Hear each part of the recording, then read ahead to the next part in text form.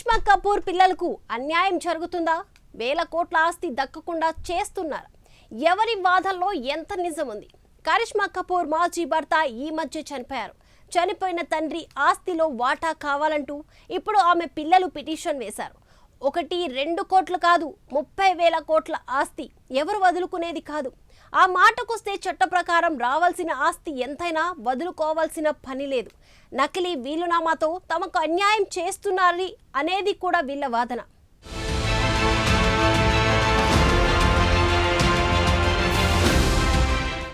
సంజయ్ కపూర్ మొత్తం 3 పెళ్లిళ్లు చేసుకున్నాడు. మొదటి భార్య నందిత మహంతి 1996లో పెళ్లైతే 4 ఏళ్లకే విడిపోయారు. ఆ తర్వాత బాలీవుడ్ నటి కరిష్మా కపూర్ని 2003లో పెళ్లి చేసుకున్నాడు. 2016 వరకు అంటే 13 ఏళ్ల పాటు కలిసి ఉన్నారు. ఈ జంటకు 2 పిల్లలున్నారు. అయితే కరిష్మా కపూర్ సంజయ్ కపూర్ విడిపోయిన తర్వాత 2017లో ప్రియా సచ్ దేవ్ని పెళ్లి చేసుకున్నాడు. ఈ ఇద్దరికి ఒక కొడుకు ఉన్నాడు.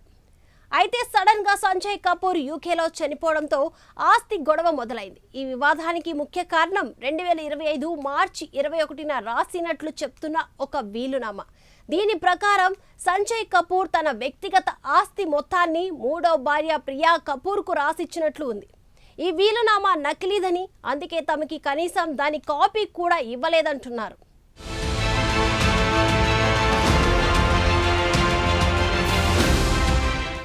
ప్రియా కపూర్ సంజయ్ కపూర్ ఆస్తి మొత్తాన్ని తానే దక్కించుకోవాలని చూస్తున్నట్లు ఉందని కరిష్మా పిల్లలు ఆరోపిస్తున్నారు. మిగిలిన వారసులకు ఆస్తి రాకుండా పెద్ద కుట్ర జరుగుతుంది అనేదే వాళ్ళ వాదన. తమను చట్టపరంగా వారసులుగా గుర్తించాలని పిల్లలు కోర్టును కోరారు. తమ తండ్రికి చెందిన ప్రతి ఆస్తిలోనూ 5 వంతుల్లో 1 వంతు తమకి వాటా ఇవ్వాలని అభ్యర్థించారు. ఈ విషయం పరిష్కారం అయ్యే వరకు సంజయ్ కపూర్ వ్యక్తిగత ఆస్తులను ఫ్రీజ్ చేయాలంటూ కూడా కోర్టును కోరుతున్నారు.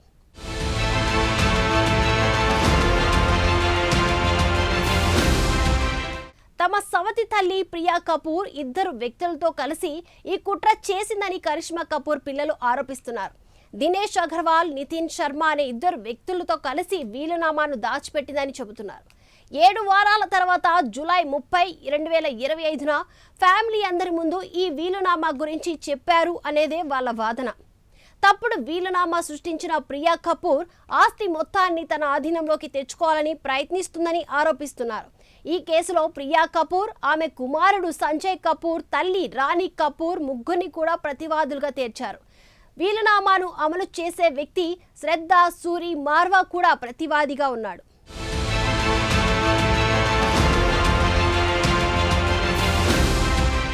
ఇదంతా చూస్తుంటే సంజయ్ కపూర్ మరణం తర్వాత ఆయన ఆస్తి కోసం కుటుంబ సభ్యుల మధ్య గొడవలు ఒక రేంజ్లో జరుగుతున్నాయి అనేది అర్థమవుతుంది.